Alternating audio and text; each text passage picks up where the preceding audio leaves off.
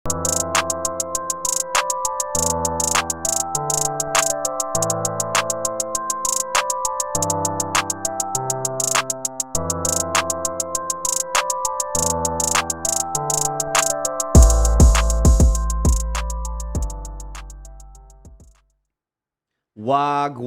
everybody. It's your guy, O'Day Osborne, the Jamaican sensation, and joining me on the studio today, we have a special guest, handyman, Cody Stamann. Literally handyman right now. Yeah, you just tore your bicep, huh? Yeah. What the hell? I know, man. It is a crazy, 48 hours of my life. I was in Michigan visiting my family. I get a call about a fight. It's 4 weeks notice. So first thing I do is go get on the scale. And I'm like, okay, I can make weight. Fly home the next day, get to training. I train Monday, Tuesday, sparring. My first round of sparring, I tore my bicep. No. And I'm out. It was just like everything happened so Yeah. fast.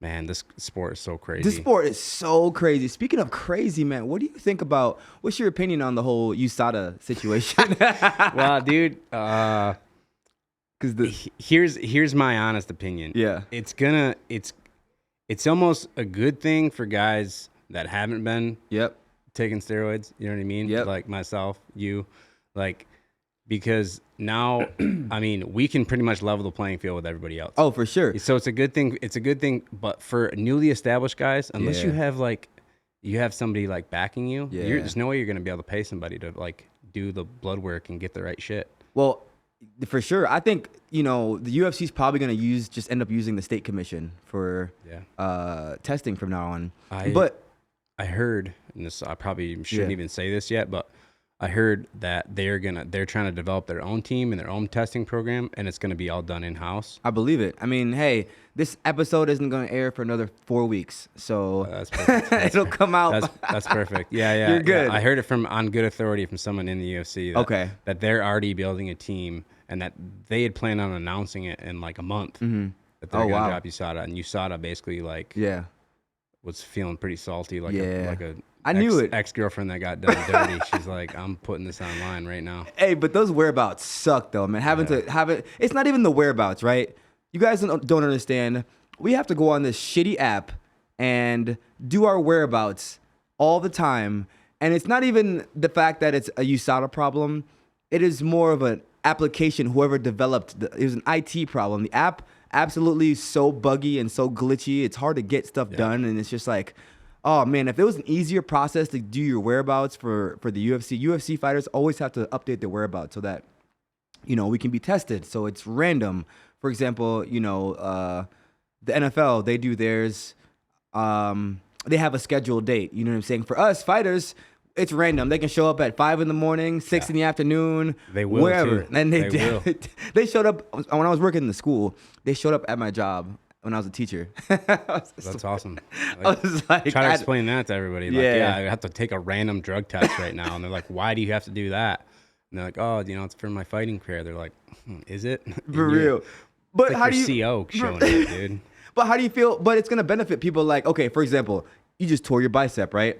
Yep. A lot of injuries require some form of steroid. You know what I'm saying? Whenever people hear the word steroid, they freak out and they think it's oh man, steroid, but there's a lot of injuries that require some form of steroid. I don't know the chemical that is in steroid that they use in a lot of medication, but a lot of medication has steroid in it. But when we get injured, blow our knee or whatever the case may be, we can't take certain medication because it has, steroid in it. But now it's going to be able to benefit those, Yeah, and it's obviously steroids are the worst, right, of the PEDs. Yes. But there are a lot of other PEDs that aren't performance enhancing. They just aid recovery. Exactly. And that's what people don't understand. When they hear, you're taking something for your injury, they think, oh, performance enhancing, cheating. It's like, no, it just helps recover that muscle or that ligament, or repairs the ligament.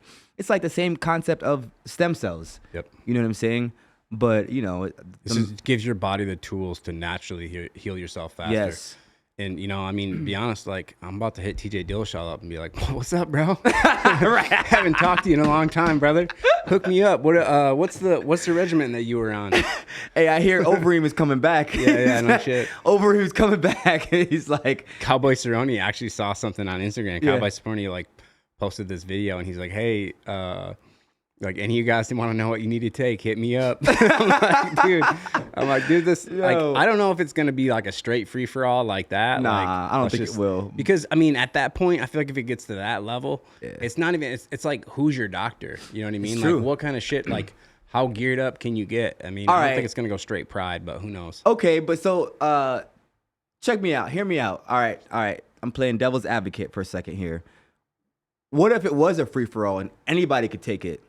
What kind of entertainment business is going to be? You know what I mean? If it was a free-for-all, so it's either you have banned, you can't take nothing, or everybody could take it. Yeah. You know, there's no in between. There's no in between, because if everyone could take it, man, what kind of fights you gonna think? It's almost like if everybody can take it and it's a free-for-all, it's gonna be like, it's going to be so necessary to compete at a high level. You know what I mean? You're going to you have to get on gear. For real. Like you'll have to take steroids. You're going to get left behind because like coming up, I trained with a few guys that were like, every single time they had a fight, they would get on gear. Yep. And I'm telling you, it's they're different. Like one, it makes you so much more aggressive. These dudes are fearless. You know what I mean? And then they're so much stronger. Yes. Dense. But not just that. Steroids nowadays is so different. You know, your reflexes, your fast twitch fibers, you know, it used to be you get aggressive and you get strong. Now it's your reflexes that are, you know, heightened.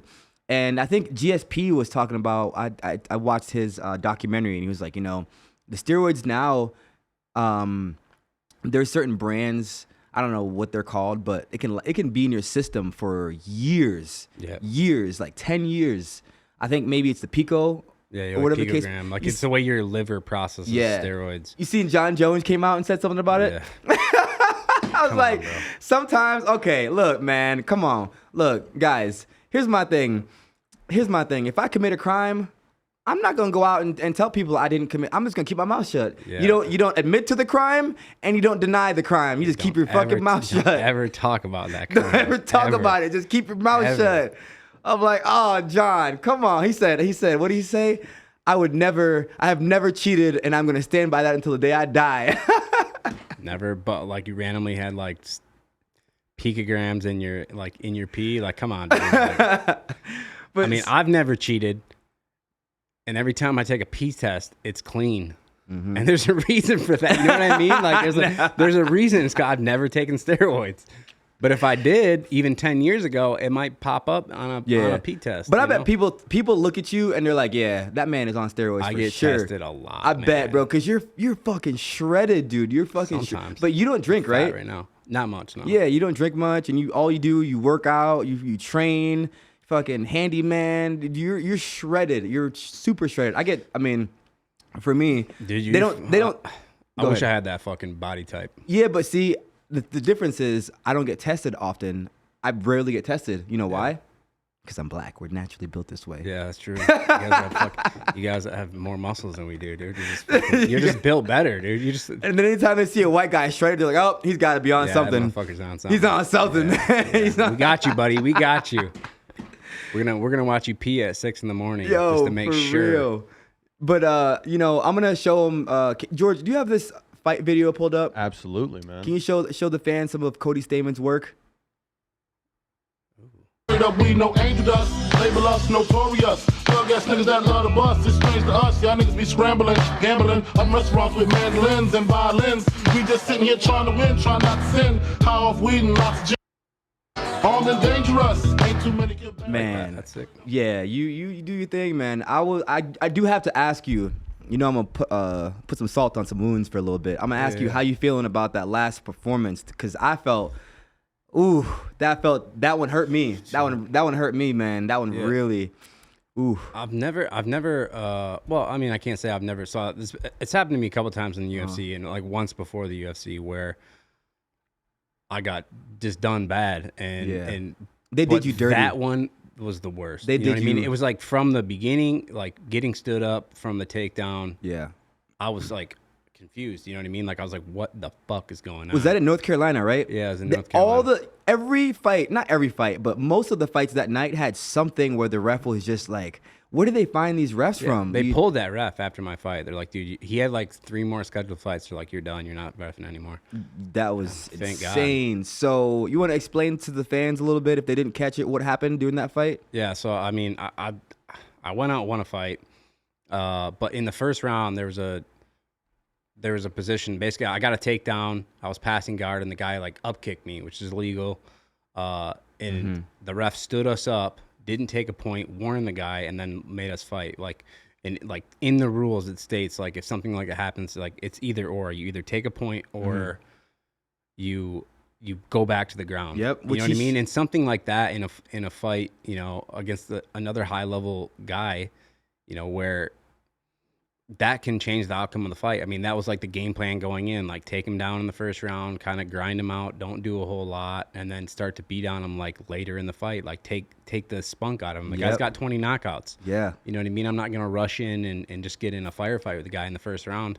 So the plan was take him down, you know, soften him up a bit, and then, you know, get on the gas pedal later on in the fight. And then literally I did exactly what it played out exactly the way I thought. I knew late in the fight, he'd start, you know, he wouldn't have the same spank on his shots, and, you know, I could start landing my counters, and like I did, and you know what I mean? And the biggest thing that hurts in that fight is that I basically knocked him out twice in the third round. Yeah. Like he like stumbled, went all over the place, and then I hit him again, and he goes down, and like he went out. Like he hit the ground. I like, know. Eyes closed out. And then when he hit the ground, it like woke him back up. And like in that moment, I'm looking at it like, maybe I banked 2 rounds. Like that's the way I saw it. And like third round, like, am I really gonna let this dude up after like this is what was going through my head in the moment. I'm like, I'll take him down. Like I'll hold him on the ground. Like finish out the fight here. You know what I mean? Like be safe. This guy's dangerous. Yes. You know what I mean? Because I've seen I've watched other fights where he gets clipped like that and he gets up and then guys are trying to finish him and they get caught. Yeah. And he does hit like insanely hard. So I mean, I felt like I made a smart move, but those guys are gonna love USADA not being there. Yeah, for real. USADA's not where they are now, so it's like, you know what I mean? Like I was looking at that dude at the weigh-ins, and I was like, dude, how are you this jacked? Dude, he was jacked. He's like 36 years old, dude. That jack, come on, dude. You really want to sit here and make me believe that you're just down there in Brazil, freaking eating wild game meat? Like, you know what I mean? Like, well, come on, like you don't just get that ripped. You know what I mean? I've never seen anyone that ripped in my life. He's blaming it on the horse. He's like, we eat horse meat, man. Yeah, that's what it is. Canelo. But yeah, man. Honestly, I thought the ref, you got the takedown and he did an illegal strike. The ref should have started you back in that position. Yeah. That's how it usually happens. They start you in that position or they take a point away. Right. You know, but they don't give erase the position and start. And that was the ultimately the swaying momentum of the fight. Yep. But I thought even with that you won, because in a fight, if 2 people are, you know, going back and forth, because you guys did have some back and forths there, you know what I mean? Yep. But the difference is clearly you got the better of him because you dropped him so many times. You know, you rocked him so many times. I don't remember. Did you drop him?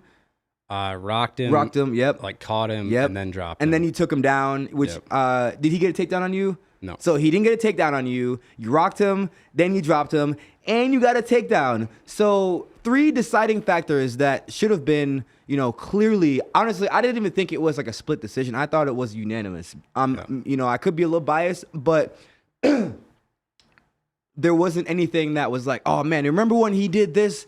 And it almost got Cody out of the fight. No, it wasn't. There wasn't a moment. I mean, honestly, like defensively, I was super sound that fight. I never took a big shot. You know what I mean? Like you were amazing, man. I never. Man, it's like going back and thinking about it. Like I remember like leaving the fight, thinking I would be more bang. Like I kind of went in there like. You get in there with guys like that. Like you go in there knowing that like we're gonna hurt each other. Yeah. You know what I mean? Like I'm gonna be hurting when I leave. But like that's what you know you're going in there to do. And I remember like walking out being like, I don't have a mark on me. I don't have a scratch on my face, like nothing. You know what I mean? Like nothing. Yeah, and he probably got that was 90-day butchered. suspension. He was butchered. Like we took a picture together, and like right after we took the picture, like his team is like following me around trying to get my phone, and they're like, "Please delete the picture, please, please, please, please, please." And like I mean, like all night, like after the fight, they're at the hotel begging me to delete the picture. Yeah. And I'm like, all right, yeah. So I deleted the picture because like they would not leave me alone about it. But like I was gonna post a picture and be like, who do you think won this fight? And like his eyes are both swelled shut, his face is all banged up, and I'm like standing there. I don't have literally. Actually, I think I had a little scratch on my face from like blocking a punch, and I hit myself with my own finger. Yeah, you should have deleted it and then went back into your junk, your iPhone deleted junk, and then got it, reposted it, man. But man, you know what though? I do believe that sometimes we are able to use those moments as fuel, you know what I'm saying? Because your next coming fights, sometimes at least for me, whenever stuff like that happens for me, it just fuels me, man. It's just like it gets me I get so angry. You're just left with like a sick gut feeling. Yes. And like the only thing you can really do, and obviously I can't right now because I hurt my arm, but like the only thing you can do is like get back to work. And like it's kind of been like that throughout my career. Like I've had a ton of injuries. I've literally torn both ACLs. I've had like 3 broken hands, torn shoulder, like all kinds of like serious injuries that put you out for like amount of time. It's like torn bicep. Yeah. I'm out for 3 months with this. Like it's like those times you come to appreciate like every single day you get to spend in the gym. 100%. Like you have a different mindset when you're in the gym. Like you're so happy to be there. You're so much more attentive to where like, if everything's going right, you almost get a little bit complacent because people don't realize how we're literally doing this same exact shit every single day. You throw a jab, cross, a kick. You know what I mean? You do it a million times. Yeah. And it's hard. It's hard to stay like it's super sharp. It's very hard. And it's not hard to stay sharp physically. It's hard to stay sharp mentally. It's like eventually you start your camp and you're fired up, you're ready to go, and then after a couple of sessions, a couple of weeks pass by and you're still ready to go, a couple more weeks of doing that, then you become less and less and less, and you're like, all right, you know what? This camp is no longer fun. I'm ready to fight. I'm ready to just get in there and fight. Yeah, about 3 weeks out, you're like, dude, I just want to get this shit. I want to get it over with. Let's just do it. Yeah, for real. And, another thing, too, is when you get injured, like somebody like you that suffered a bicep injury, right? It's like when you constantly are training all the time and you get injured, oh, man, it's the weirdest feeling not being able to just train. Yep. Because you feel like people are getting better and you feel like your mind is just like, not doing anything. You're getting fat and you're eating. Oh, man, and the demons come in and you're just like, Yeah, that's like the mental. But like I said, my best performances and like the best runs I've had in my career were coming off injuries. I don't know why. I think injuries just do something to me where... Rest. Yeah, like not only the mental and the physical rest, like that I would absolutely never take, if I wasn't injured, but that I always probably need. Yes. You know what I mean? Like, yes, I went, like, I'm doing S&C, like, on my legs and stuff. And I put up some, like, the best numbers I've ever put up with my legs. And they're like, we don't really understand, like, how you're able to do this. And I'm like, this is the first time in, like, 2 years where I've taken 2 weeks out of the gym. You know what I mean? Yeah. And at first I felt like it took me a long time to warm up, but once I was warmed up, I was like, literally, I feel like I could run 15 miles right now. You know what I mean? Like, I feel like I'm not, like, this isn't even, didn't even do anything to me. Well, because, we both came up wrestling background. You know what I'm saying? That our mentality with wrestling is that grind. You know what I mean? Run you into the ground. Go. But naturally, sometimes we don't even listen to our bodies. We're like, no. Fuck that. We're going to keep grinding. We were taught not to. Yeah. Like, that's wrestling. You're like, oh, you're hurt. You're tired. Yep. Everything hurts. You're having trouble getting out of bed. Yep. You got practice. Get your ass to practice. Exactly. And I got shit on on Twitter, actually, because I made a tweet and I said, some people are born fighters, some are not, because of that one, there was, I don't remember his name, but there was a fighter, it just recently happened, where he got, I think it was an illegal strike. I don't remember the illegal strike. He could have fought the rest of the fight, but he chose not to. It was recently. He got an illegal strike. I think it was a knee. Oh, back of the head punches. Yep. Back of the head punches. And I said, you know what? There's a difference between being injured and being hurt. Yep. There's a big difference between that. you know, and you know, I got shit on because I said that, and people are like, oh, well, you guys just hit in the back of the head. I'm like, that's not the point. You know what I'm saying? Your obligation as a fighter is to, if you can fight, go fight. And maybe I'm wrong. Maybe he was hurt. I didn't see anything after the fight.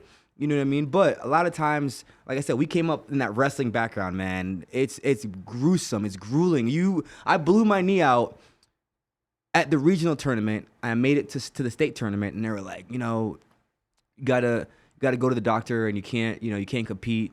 And I was like, no, I was 18 at the time. You know, I turned 18 in high school, so I was like, no, I'm gonna compete. So they couldn't tell me not to. And I competed at the state tournament on one leg. I practiced for 2 weeks, you know, on shots on one leg, because all you need to do is once you get one leg, everything else is easier. Yeah. You know, and so, but that mindset is lost. Yeah. It's definitely lost. And that's why, I mean, other than like wrestlers being, you know, dominant in MMA because you can decide where the fight ends up. Mm-hmm. I think a lot of it, because you can teach anybody how to wrestle, right? I think it's the grind and like the mindset that you learn being a wrestler. And that's why, like, when parents are always like, what do you think my kid should do? Like, I want him to be an MMA fighter. And I'm like, wrestle for 10 years before you do anything else. Is it teaches you hard work. It teaches you about whatever you put in, that's what you're going to get back. If you play football and you're the best on the team, but your team still loses, you can always shift the blame to everybody else. In wrestling, if you lose, it's on you. Yep. And you have to take that responsibility, and it's just like life. And that's why I loved wrestling, because it equated so much to life, you know, and it was just like, oh, man, I came out of football and I got into wrestling, and I was like, this is different. Okay, I like this, you know, and especially if you're a competitor. Not everybody's a competitor, you know what I'm saying? But if you're a competitor, if you got an edge, you got that chip on your shoulder all the time, wrestling, man.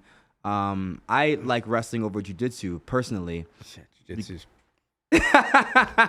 jiu-jitsu's for pussies.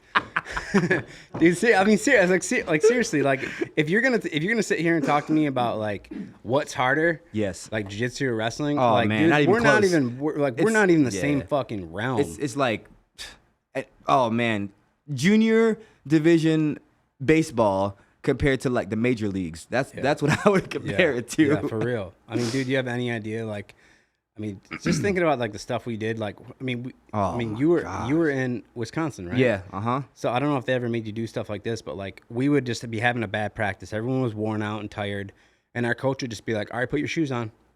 Yeah. Like, we're soaking wet at wrestling practice. Put your shoes on. It's 15 degrees outside. And they would have us outside running in the snow around the track. Crazy. And they're like, you know, you'd run one lap, and they'd be like, run another one. You'd run another lap. They're like, you guys want to go in the wrestling room, wrestle for real? Yeah. And we're all like, yes, please. We just want to, like, we're all freezing to death. Yeah. You know what I mean? Like, it was like child abuse. I couldn't even believe they could get away with it, but they did. That was like what wrestling was. Yes. And, you know, go ahead. Yeah. Yeah. And like there's no other sport like that. There's none. Zero. And see jiu-jitsu guys doing that shit? Hell no. When they get done with practice, that's it. Practice is done. When we get done with practice is just beginning, because we have conditioning. You know, our wrestling conditioning portion of practice is at the end of ours. We're at the end of practice. At the end of a hard, grueling wrestling practice, competitions. You know, a jiu-jitsu practice, an average jiu-jitsu practice is about an hour. We practiced for 3 hours. Yeah. 3 hours, and at the end of that 3 hours was our conditioning. And some of that conditioning consisted of carrying our teammates on our shoulder, you know what I mean? Doing crazy stuff like squatting, running around the room. Yeah. You know, the worst for me was the constant up down, where you pick somebody up and put them down. You pick them up and put them mat returns. I fucking hated mat returns more than anything in the world. I hated stairs. We used to run stairs. Yeah, see, bleachers for us, I hated it. Oh, dude. Like, after you're just, like, absolutely destroyed. You're running and wrestling, running up and down stairs in wrestling shoes. And you're just like, but it's crazy that you did all that, and then, you know, because where did you start? How did you get into landscaping, building? Every time I see you on Instagram, you're building something. You know what I mean? You're like a handyman, Bob the Builder. So I wasn't supposed to be a fighter. This wasn't like... This definitely wasn't like where I was supposed to end up. My parents owned like a small restoration business. So like I've been working for the family business since I was probably like 8 years old. Wow. Like I started like cleaning my dad's tools and like learning the business when I was really young. And so that was like kind of what I was brought up to do. And honestly, I hated doing it. I absolutely hated it. But now that, you know, I'm a professional fighter, like I go back, there's like some nostalgia to like doing that kind of stuff. And honestly, it's kind of paid off because peaceful. I've invested in real estate. I've remodeled real estate. I've sold real estate. And like now I have like, you know, like I just did a cabin in Utah and it was just like I saw this banged up cabin. Yeah. I had the money. I'm like, I'm going to buy it. Like, and I bought it and I completely gutted the place, remodeled it. Yeah, it's gorgeous, man. I get so jealous when I see that because I'm like, it's a beautiful place. Oh, it's Duck Creek amazing, Village, Utah, man. It's a cool spot. I get so jealous. I see you in the woods doing shit like that, and I'm just like, oh man, because for me, I grew up, bro. Go dude, up there. Check it out. I grew up in Jamaica. Came to the States when I was 9. You know, spent the last 11 years in Wisconsin, but I grew up in Jamaica. And for me, I was always in the woods, man. Yeah. Even as a kid, I lived out there, you know, because the adults never wanted me around, you know, and I was always like just annoying little kid. So I would just go off into the woods by myself. I was an only child, you know, go off into the woods by myself. And so now that I'm in the States and I'm surrounded by buildings all the time, I feel like a caveman that's been like, you know how when they have a lion and they bring him in the house and what's the word? Domesticated. Yes. I feel domesticated as shit sometimes, man. Yeah. And so I do things like I'll go paddleboarding and, you know, I'll go out and fly my drone. I just brought this amazing drone. I've been taking a lot of shots and stuff. Go out, you know, in nature here just to, you know, revisit my true self again. Yeah. So, yeah, man, it looks, George, do you have that clip up on Instagram? I do. Yeah, check this guy out, man. Yeah, that's the clip of me like I'm doing all kinds of crazy shit. For real, man. Knocking walls down, putting the floor in. But I mean, I literally did that entire place top to bottom, plumbing, everything. A lot of some of the stuff I'd never done before. Yeah. But I mean, everything's online. I just figured it out. But, yeah, man, that's amazing. And that's the kind of stuff I did growing up. And like, I literally like, I started fighting because I'm like, I never want to do this stuff. And now that I'm here, I'm like, I actually really enjoy it. Like, That's how, dude, isn't it crazy? Because that's how I feel about things too. I love, so my stepdad owns a construction business. Okay. And when I was in high school, I went to high school in Florida. When I was in high school, get some extra cash, I would go work construction. And, you know, anytime you hear construction, you're thinking, oh man, you know, we get to put some walls up, you know, no. Like cement wheelbarrow. Grunt work, dude. Grunt work, man. Cement wheelbarrow. Carry that shit all the way over to the other side of the yard. Then pour it, bring it back. You know, then when it's time to, because in Florida that we have blocks, so they put the steel in the ground because there's hurricanes and stuff, you know. Yep. So they put the steel in the ground and then they put blocks, cement blocks all the way up, and they do that all the way around. And so when I remember having to like carry these blocks up the ladder, dropping it down into the steel. Yep. Carrying the blocks up the ladder, dropping it down in steel, you know, and it's just like, man, when I was back then, you gotta wonder like how much of that, because like, I mean, you do strength conditioning at the PI. Yeah. Like how many of those motions do you do at the PI that are exactly the same stuff that you did repetitively like throughout a day doing construction? Yeah, man. Like the maces, like they got us doing stuff with the maces. We're like doing like a shovel with the maces. Yeah. And I'm like, dude, this is shoveling. Like I've done this my whole life. I'm not doing this shit. It is. But that's why, so Dewey Cooper, I asked him, you know, I was like, dude, Francis Ngannou has one of the nastiest uppercuts in history. And Dewey said he has the hardest hitting uppercut he's ever felt. And he's held pads for everybody that's a boxer. Best kickboxers in the world. Yeah, and he told me, the reason why Francis Ngannou's uppercut is so vicious is because his whole life in Africa, he was doing this motion. Yeah. You know what I mean? It's this motion. Yep. His whole life doing that motion. Crazy. And when you're doing that motion, you know what I'm saying? All day. You can't replicate that in the gym. Yeah. You can't replicate something like that. Like, you know, have me swing a mace for 3 hours. You know what I mean? Because that's literally what he's doing. It's true. And like you're just so like anatomically designed. Your whole body just morphs around like the motions that you have to do repetitively. Yeah. Like there's a lot of stuff like you're talking about carrying bricks. Like we did a lot of like masonry repair and stuff. So like I was like same thing, like carrying bricks with my hands and like doing all this. I mean, probably one of the reasons why I'm sitting here in a brace is because of like all the wear and tear I've done in my body, you know, like through all the construction and stuff. But like when I grab a hold of somebody, I'm stronger than they are. I've never grabbed a hold of somebody my size that I was like, this dude's stronger than me. Yeah. You know what I mean? It's just not like, you're just not going to be stronger than me because of all the construction and shit I did growing up. Like same thing in wrestling. Like Same. I liked wrestling because I could like throw dudes around. Yeah. Like I had no idea how to wrestle and I was winning wrestling matches Yeah, because just I throw was 'em like so around. much stronger than they Yep. were. Yep. Same. I was the same, man. I was the same. Not just that, but I was faster than everybody. Yeah. You know what I'm saying? You are fast. I grew up, you know, being active all the time, you know, just being outside. And you, just like what you said, you have to wonder how much of climbing trees, you know, jumping off buildings into water, how much of that stupid shit that we did as a child outside equated to our strength now, our speed, our agility. You know what I'm saying? Because if you grow up outside, you naturally have that, you know, your abilities are sharper. Now you got these iPad kids, you know, that can't even tie their shoes. Yeah, I mean, why do you think the kids that come from like third world countries and come from you know, broken homes where they're not, you know, they don't have the iPads and all that like fancy technology. Those are the kids that are making it nowadays because like they had to figure all that shit out on their own. Agreed. You know what I mean? Like these kids had to fight to survive, and like that like mentally, physically makes you like what you need to be to succeed in MMA. You know, I didn't come from a broken home, but in a lot of ways, like we didn't do this. We didn't do the same shit everybody else did. Yeah, you know? no. Like my dad like gave me a BB gun and was like, "I'll see you in 8 hours." You know what I mean? Like, I was like, "Oh, okay, I'll be back in it.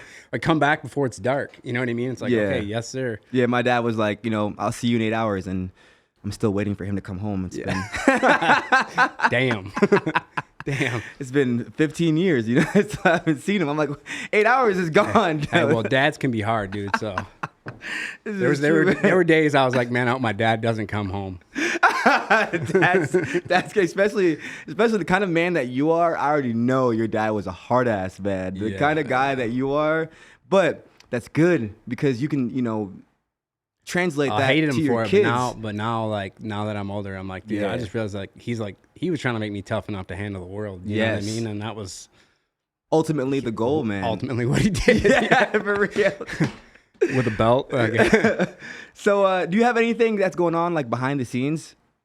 I mean, so I was talking about earlier, like I'm always trying to like invest in real estate. I'm actually, I just got a message like as soon as this podcast started from a realtor in Michigan. There's a house that I want to buy.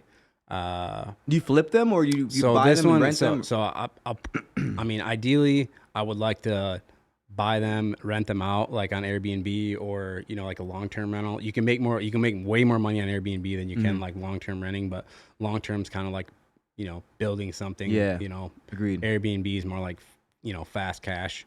But yeah, I mean, like that's like my end goal. Like, you know, make money fighting, invest it in real estate. You know, fix the real estate up, get it rented out, and then just wait on a passive income. Just because, you know, like I've worked since I was a little kid. Yeah. You know, I don't think I'll ever stop working. Yeah.